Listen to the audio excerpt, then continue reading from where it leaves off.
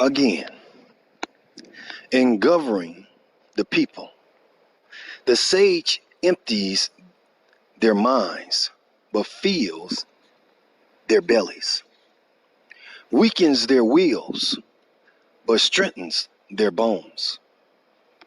He always keeps them innocent of knowledge and free from desire, and ensures that the clever never dare to act. III, 9. Again, the sage, in his attempt to distract the mind of the empire, seeks urgently to muddle it. The people all have something to occupy their eyes and ears, and the sage treats them all like children. XLIX 112. The aim of the sage is to keep the people in a childlike state where there is no knowledge, and so no desire beyond the immediate objects of the senses. In connection with the freedom from desire, it is necessary to say something about the uncarved block. There may be other implications of this symbol, but there are two features which stand out prominently. Firstly, the uncarved block is in a state as yet untouched by the artificial interference of human ingenuity, and so is a symbol of the original state of man before desire is produced in him by artificial means.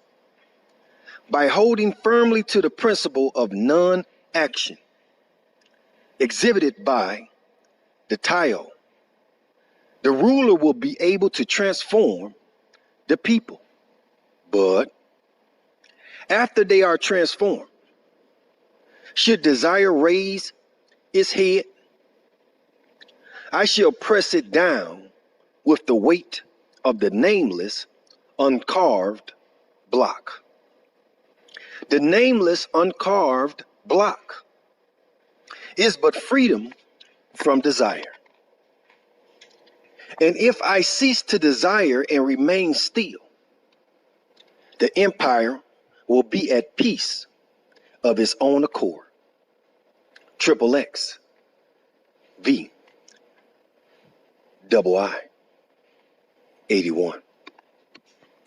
Again, the sage says, I am free from desire, and the people of themselves become simple like the uncarved block.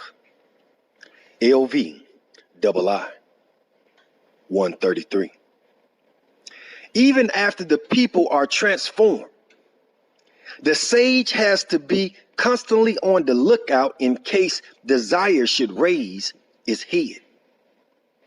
And the way to keep the people in a simple state like the uncarved block is to be himself free from desire.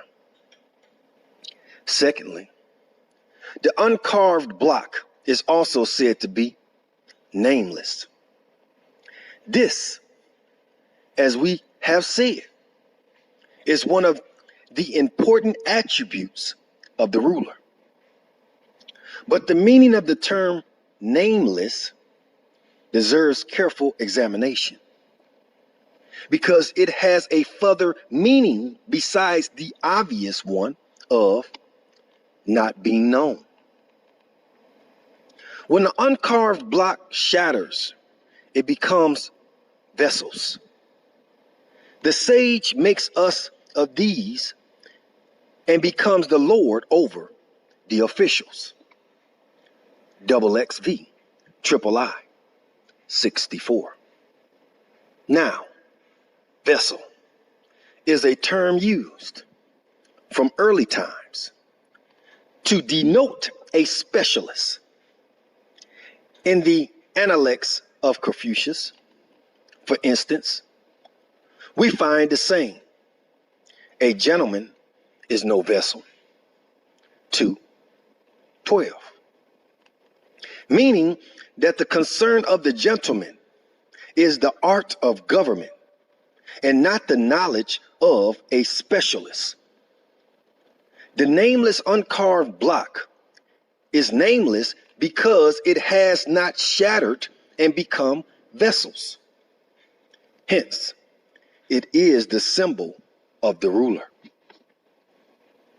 Though the uncarved block is small, no one in the world dare claim its allegiance.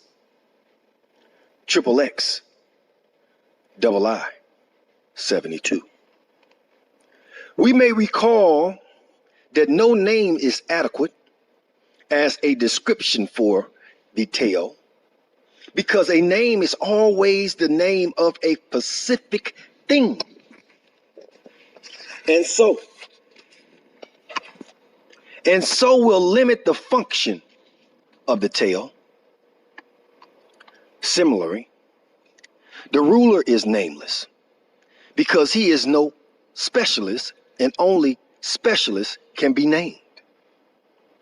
It is in virtue of his knowledge of the Tao that the ruler is able to rule over his officials who, being specialists, can only be entrusted with departmental duties. The obvious lesson the ruler can learn from the Tao is this: being nameless, it is self-effacing. In relation to the myriad creatures, it gives them life yet claims no possession. It benefits them yet exacts no gratitude. It is the steward yet exercises no authority. LI 116. The ruler must likewise be self-effacing in his relationship to the people. The sage benefits them yet exacts no gratitude. Accomplishes his task yet lays claim to no merit. LXXV II 185. In fact, the best of all rulers is but a shadowy presence to his subjects, and when his task is accomplished and his work done, the people all say, "It happened to us naturally." XCII 39:41. In connection with the subject of the art of government, the Lezu is often charged with advocating the use of scheming methods. Yin Mao. This is obviously based on the opening passage in chapter XXXVI. If you would have a thing shrink, you must first stretch it. If you would have a thing weakened, you must first strengthen it. If you would take from a thing, you must first give to it. The interpretation of this passage is certainly not open to question, but it is another matter whether this can justifiably be extended to other passages, such as the sage puts his own person last and it comes first, treats it as extraneous to himself, and it is preserved. Is it not because he is without thought of self that he is able to accomplish his private ends? VII 19:19a. And desiring to rule over the people, one must in one's words humble oneself before them, and desiring to lead the people, one must in one's person follow behind them. LXVI 160. These passages seem to support the charge only so long as we have the preconceived notion that the Lazu advocates the use of scheming methods. But if we approach them with an open mind, we begin to see that there need not be anything sinister in what is said, which is no more than this. Even if a ruler were to aim at realizing his own ends, he can only hope to succeed by pursuing the ends of the people. If he values his own person, he can only serve its best interest by treating it as extraneous to himself. What is here said about the realization of the ruler's private ends is reminiscent of what is sometimes said about the pursuit of happiness. A man can achieve his own happiness only by pursuing the happiness of others, because it is only by forgetting about his own happiness that he can become happy. This has never been looked upon as a sinister theory. No more need be the theory in the Lao Tzu. It is not said in the passages quoted that the ruler should pursue his own ends at the expense of the people. This would indeed be a vicious view. But that is precisely what is said here. By implication, not to be possible. Even if one were to grant that, it is desirable. In fact, true selfishness is a very rare thing. And when it is found in a man, it makes him eminently suitable to be a ruler. A truly selfish man is one who would not allow excessive indulgence in the good things in life to harm his body. Such a person is unlikely to take advantage of the people for the sake of gratifying his own desires, were he made ruler. Hence it is said, he who values his body more than dominion over the empire can be entrusted with the empire. He who loves his body more than dominion over the empire can be given the custody of the empire. XIII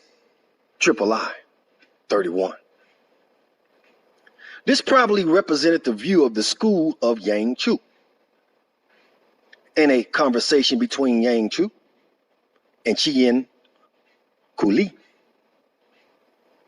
Kulai, recorded in the Yang Chu chapter of the Li Zu, Yang Chu is said to have remarked, a man of old would not have given a hair, even if he could have benefited the empire by doing so.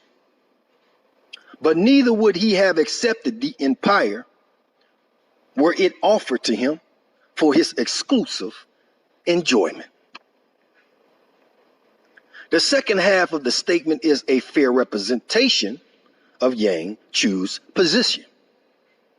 But the first half is a distortion similar to the statement by Mencius that Yang Tzu chose egoism, and even if he could have benefited the empire by pulling out one hair, he would not have done so. 7a 26. It has been pointed out by Dr.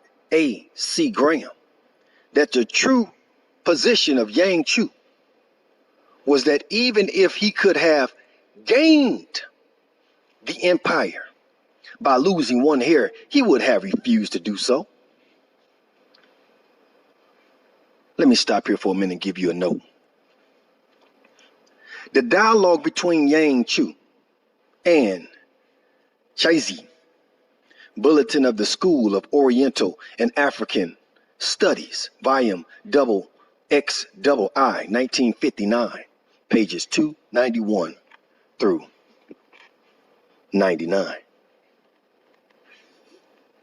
This is surely right.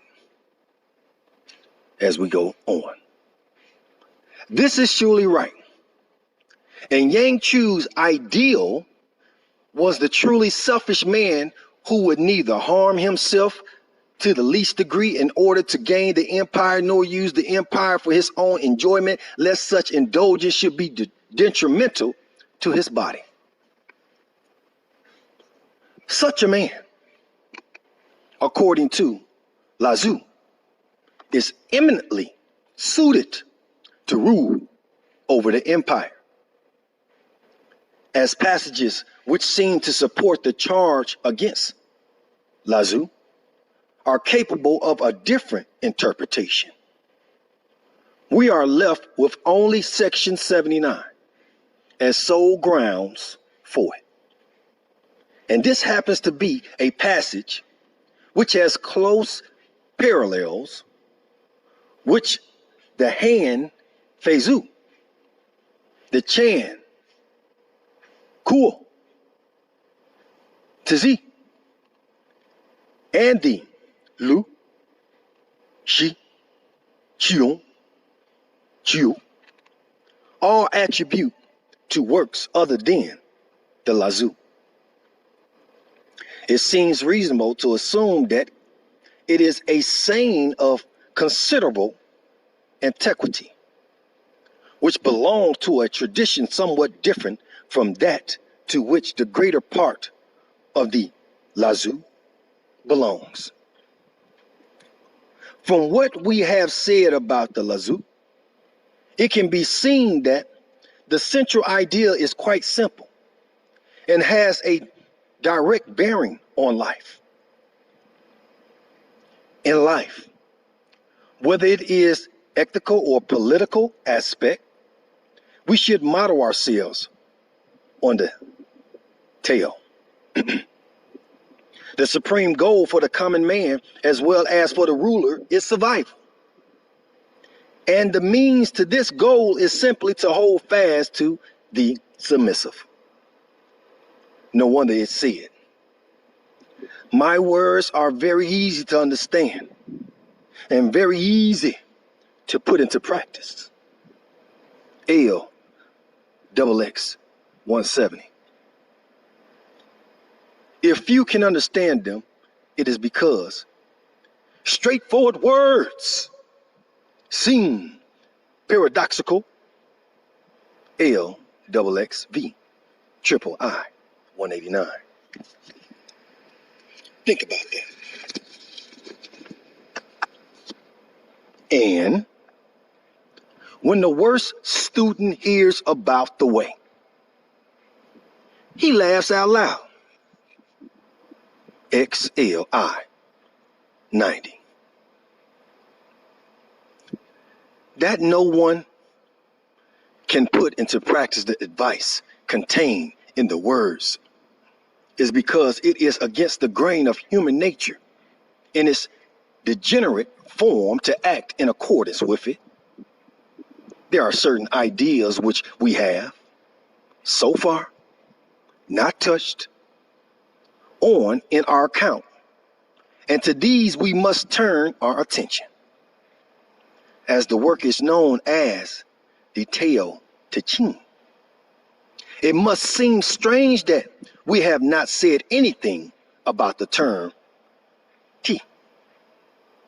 Ti means virtue and seems to be related to its homophone, meaning to get. In its Taoist usage, Ti refers to the virtue of a thing, which is what it gets from the tail. In other words, T is the nature of a thing, because it is in virtue of its T that a thing is what it is. But in Lazu, the term is not a particular important one and is often used in its more conventional senses. There are two passages which seem to go against the general tenor of the work. The first is the passage in chapter XIII, in which it is said, "The reason I have great trouble is that I have a body. When I no longer have a body, what trouble have I?" 38. This is enlightened indeed, but does that fit well into the Lazu, where survival is assumed without question to be the supreme goal in life? The second is the passage in chapter 11. Does something and nothing produce each other? The difficult and the easy complement each other. The long and the short offset each other. The high and the low incline towards each other. Note and sound harmonized with each other. Before and after follow each other. The point here made is that opposite terms are relative. Take away the high, and there will no longer be the low. This line of thought, pushed to its logical conclusion, is capable of destroying the distinction between opposites. When the distinction between life and death is abolished, death is no longer something to be feared. Let me say that again. When the distinction between life and death is abolished, death is no longer something to be feared. This again goes against the general tendency in the Lazu, where not only is survival a supreme value, but the distinction between opposites is basic. Take away this basis, and you render superfluous almost everything that is said in the book. Both these passages fit in much better with the kind of Taoist thought to be found in the most important parts of the Chuang Tzu, where the problem that is the main concern of the Lazu is solved by cutting the Gordian knot. There are certain ways of interpreting the thought of the Lazu, which are very common, but which do not seem to me to be well founded, both in China and in the West. There have been attempts to put undue emphasis on the mysterious elements in the Lazu. So far, we have seen only a rather down-to-earth philosophy aimed at the mundane purpose of personal survival and political order.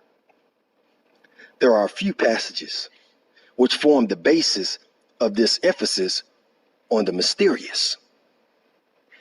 These are the two kinds. The first concerns the origin of the universe. The second concerns certain practices of the individual.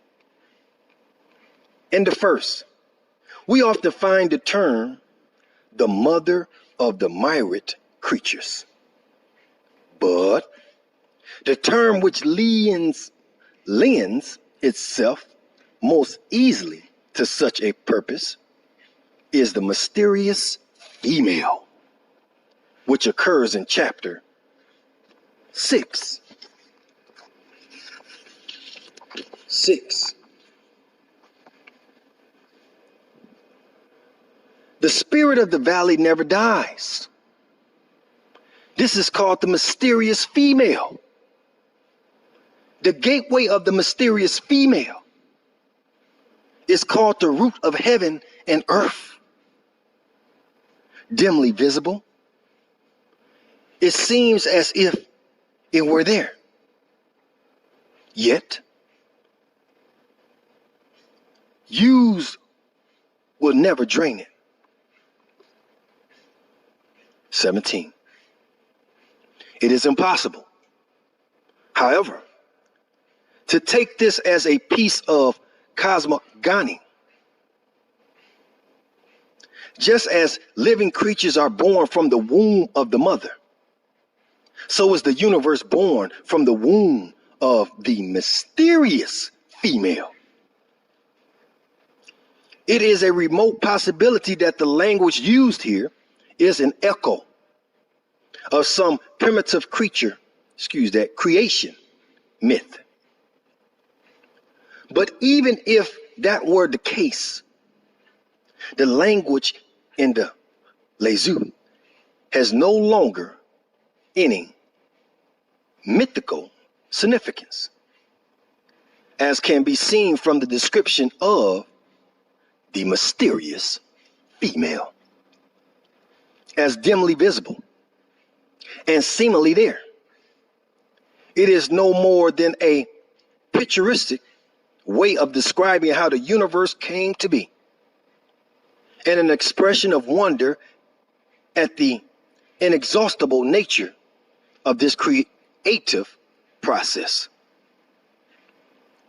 The comparison of the creative process of nature with the union of male and female is not limited to this passage. Further examples are: heaven and earth will unite, and sweet dew will fall. XXX II 72. And the myriad creatures carry on their backs the yin, and embrace in their arms the yang, and are the blending of the generative forces of the two. XLII 94. It seems hardly justifiable to take such passages and interpret the whole work in the light of them. The second type of passage deals with practices of the individual, and it has the newborn babe as a symbol. One who possesses virtue in abundance is comparable to a newborn babe. LV 125. Again, if you are a ravine to the empire, then the constant virtue will not desert you, and you will again return to being a babe. XXV III 63. What is it, we may ask, in a baby that makes it a suitable symbol for a state so desirable in the eyes of the Taoists? It is its suppleness. Its bones are weak and its sinews supple, yet its whole is firm. LV 125. We have seen that Joe, supple, pliant, submissive, is looked upon as the quality resembling most closely that of the tail. And because of this, A man is supple and weak when living, but hard and stiff when dead. Grass and trees are pliant and fragile when living, but dried and shriveled when dead. Thus, the hard and the strong are the comrades of death. The supple and the weak are the comrades of life. LXXVI 182. It may be noted in passing that the insight thus gained into the nature of things is an initiative one. The tailor sees that water is submissive and weak, yet it can wear down the hardest of things. That the baby is supple and weak, yet no one wishes to harm it. That the female is meek and submissive, yet she is able to get the better of the male. That the body is supple when alive and rigid when dead. And from these isolated observations, he gains the initiative insight that in the nature of the universe, it is the submissive that survives and triumphs in the end.